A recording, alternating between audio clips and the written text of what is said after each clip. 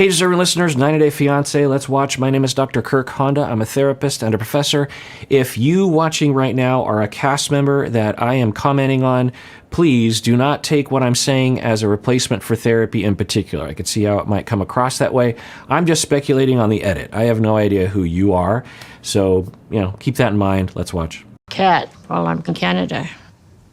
Do you have a list?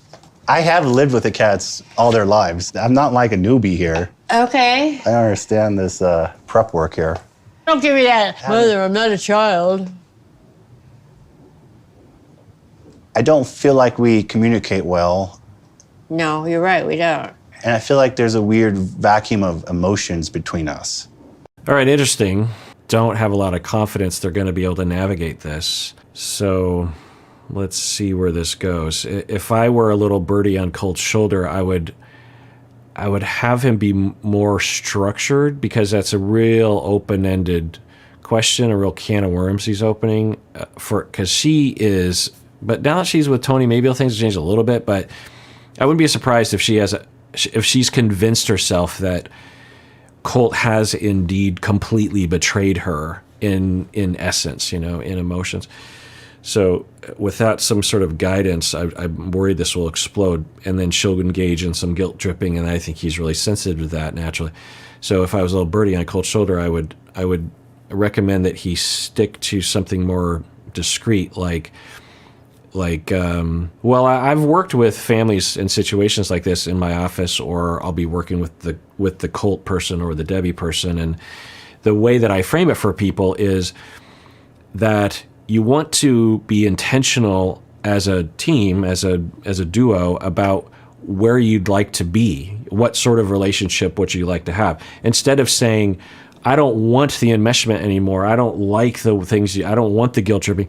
It's like, how about you talk about what you do want, and you just gravitate towards that. Often that helps both people, particularly the Debbie person, because it's not a denial of a relationship. It's not a tamping down of the closeness. It's not distance that you're moving towards. You're just transitioning to a different state of closeness, right? A different kind of closeness.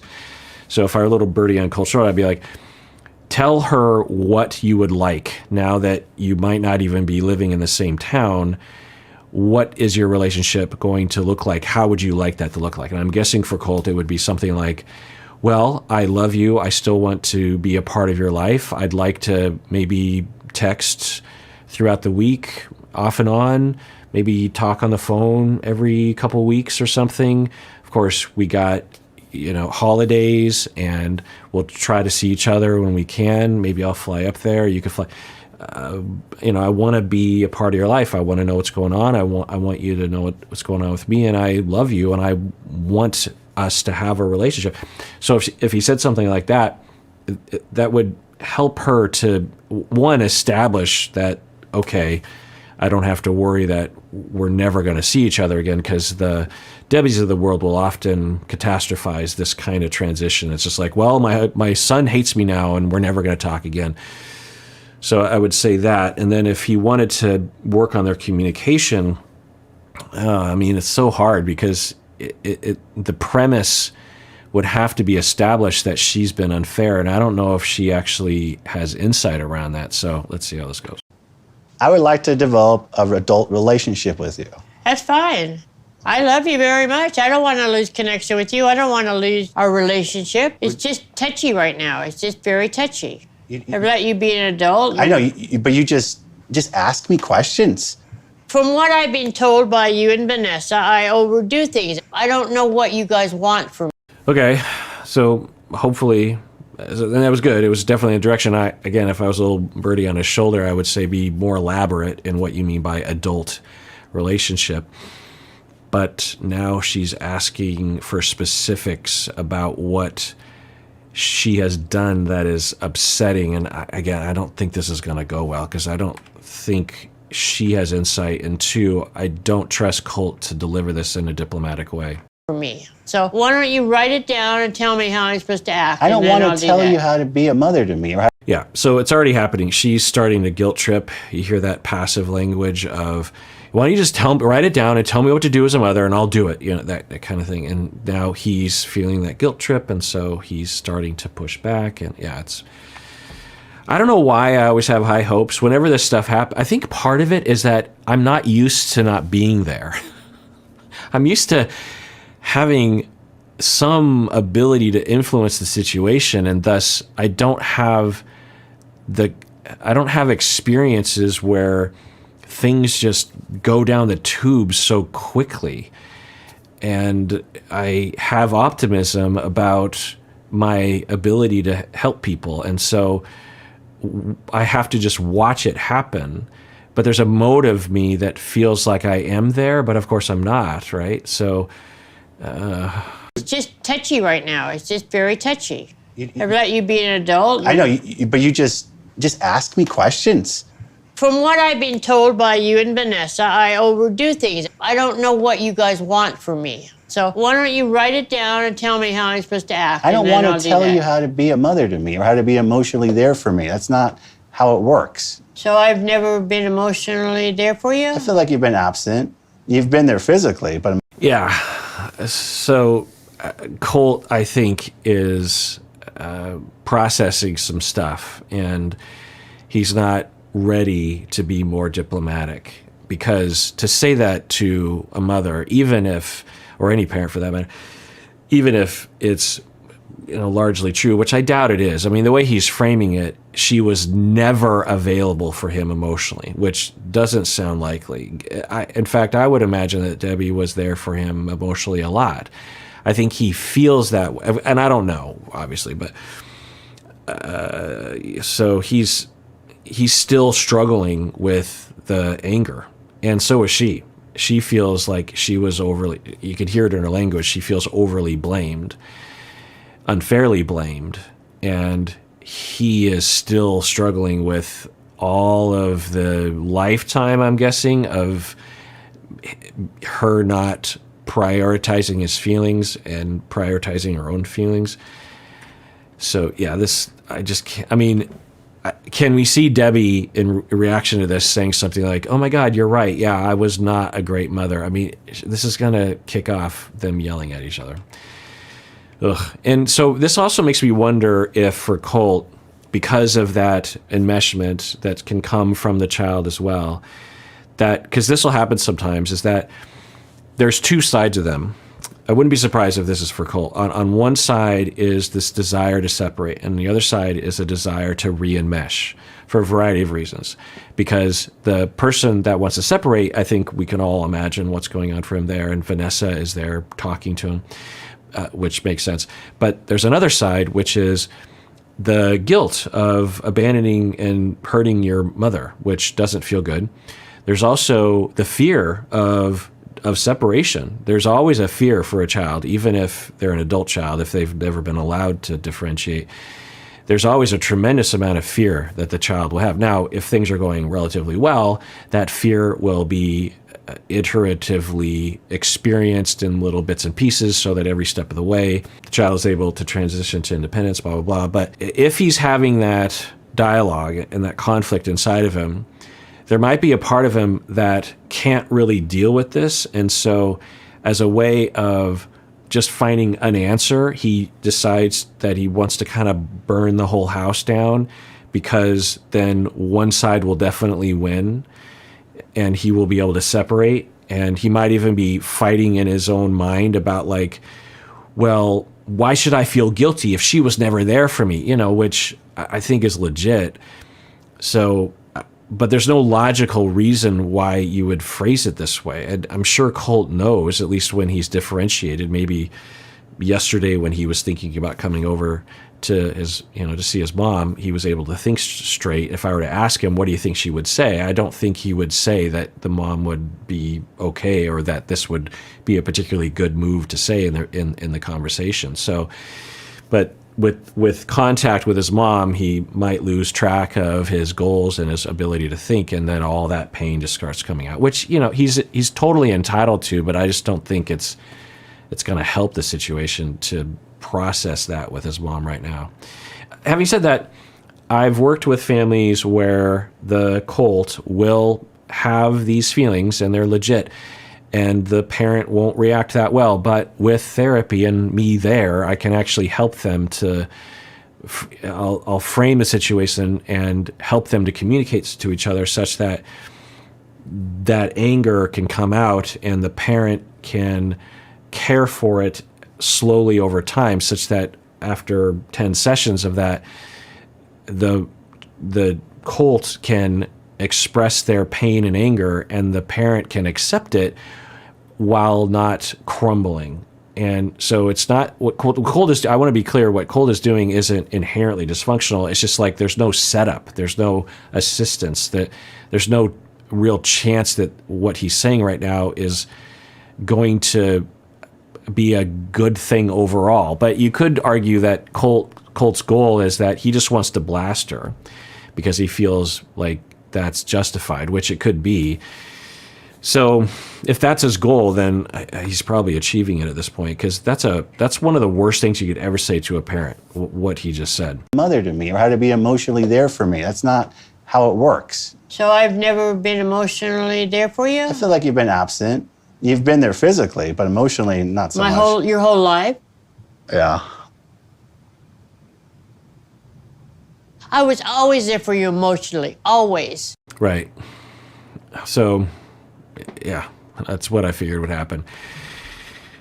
And it's a sad thing for me, because there's a chance that they could, because if this continues to happen, they separate, she moves away, he moves away. They might be cordial on the phone together. My dogs are barking. But they might never really have closeness again, and they might have ongoing resentment. He might have ongoing guilt. She might have ongoing guilt. Whereas if they had navigated this differently with a family therapist, it could have been so different. I don't want to do this anymore. I'm done. It's a lot. It's a lot to take in right now. Goodbye, Mom. Bye. Good luck in Canada. I'm done filming for today. I'm not doing it anymore. This is evidence that Debbie has differentiated a little bit, become more emotionally healthy, less reactive, because the previous conversation earlier on this season, she became really engaged and was even kind of chasing after him, if I remember right. Whereas this time she's just like, whoa, did he just say what I thought he said? What are you talking about? I was never there for you emotionally your entire life? Are you kidding me? And she's like, yeah, I don't want to do this. I'm getting out of here. And she's like, cameras, go away. I'm like, this is a lot. She probably wants to call Tony, and because he's real supportive, and she's really good at utilizing him in that way. If I move to Canada, there's a possibility that Colt and my relationship may move farther apart. It may just fade away, and that just terrifies me. Right. I mean, it's kind of looking that way, because the nature of their conversations. Now, maybe the next number of times they chat, it'll go differently. Maybe Colt next time will say like, oh, Mom, last time I said that's not really true. I guess I'm just upset. You know, I don't know, hopefully. That Totally. is not emotionally unavailable. Colt is everything to me. I never thought I could have children. Before Colt's dad, I was married to my first husband, Steve. We were very much in love, and I became pregnant when I was 17. Steve, he had been drafted. He was between boot camp and being shipped to Vietnam. We got married in between that, and 7 months later, I had a premature baby, and he passed away. Okay, we're learning about some history here. Debbie, I believe I'm getting this right, she became pregnant at 17 with a guy in the military, and he goes off to Vietnam. She got married to him because she got pregnant. That actually happened to a friend of mine, actually. Well, I won't go into details, but anyway, so then the child died, and then I think that's Colt's dad, and then she divorced and remarried to the dad that we've been hearing referred to. Is that what we're hearing? He only lived an hour and a half. And then Steve was gone for a year in Vietnam. He came back, and he just was not the same person. So we divorced, and Okay, unknown, but I know enough to know about war, PTSD, and traumas that things can happen for a variety of reasons. It could have just been that they grew apart, but it also could be that he had been traumatized to an extent that he had PTSD and other kinds of emotional issues upon returning. I was actually just talking to my neighbor today about he was drafted into the military and had gone to Vietnam, and when he got back, everyone hated the vets. Everyone hated the military. And it wasn't his fault that he was drafted. He had to go, but he was considered to be a baby killer, a horrible person. And, I understand protesting the war for sure, but to take it out on those people who served, and particularly those people who were drafted, I think that's awful, right? So that was another compounding issue that that people coming back from the war would be facing. It wasn't like World War II where they came back heroes, right? It doesn't erase the trauma that the World War II vets went through, but it does at least help a little bit to be appreciated. But anyway, so also drug addiction would sometimes take hold in Vietnam because of the availability and also the trauma. You're trying to deal with things. And so who knows, but he comes back, he's different, and they get a divorce, it sounds like. I was told I could never have kids. And then I got pregnant with Colt. And again, my baby was born 3 months early. I didn't know if he was going to live or not. Okay, so I had that wrong. So she remarries, and she gets pregnant again, and premature birth. A lot of fear there, a lot of terror. Yeah, who knows? But this could be a factor in the enmeshment, right? And I've seen this before, and I've been with families as they go through this, and parents as well. It's such a stressful time, and it's very isolating because for parents in the situation, there's not really a good protocol in our culture to support parents as they go through this. Even if you have a family member, you might be concerned. You might be like, hey, how you doing? How's your kid doing? And because the kid could be in the NICU, newborn intensive care unit, and as a parent, you're in there every day. It's all you can think about. And if you're in that situation, I don't know, it's a really hard time, very stressful, obviously. And then when the child crosses certain thresholds, maybe eventually the kid comes home, it doesn't usually mean that the health problems have ended, or at least the concern. And so there sometimes are additional issues and health issues and worries and checkups and maybe surgeries and medications and whatnot. And so as a parent, it's just so stressful. And you have this creature, this human, this child, your child, and you're caring so fragile and so helpless, and and you love your child, and then the child gets a little older and maybe a little frail, a little ill sometimes, but seemingly okay. But you're still terrified because you're used to that. You haven't really grown out of that fear, It's like, what if everything goes well and the child's now 3 years old and you're thinking about your child playing on the playground or leaving with a friend to play or going to preschool or something? Well, from your, it's normal as a parent to worry about your child being hurt in a situation like that, right? But if you've worked so hard and you're oriented to protecting this child physically, there might be an overreaction of preventing the child from doing it because of those reasons, right? And so you never want to let the child go. You just want to constantly overprotect and hold them near.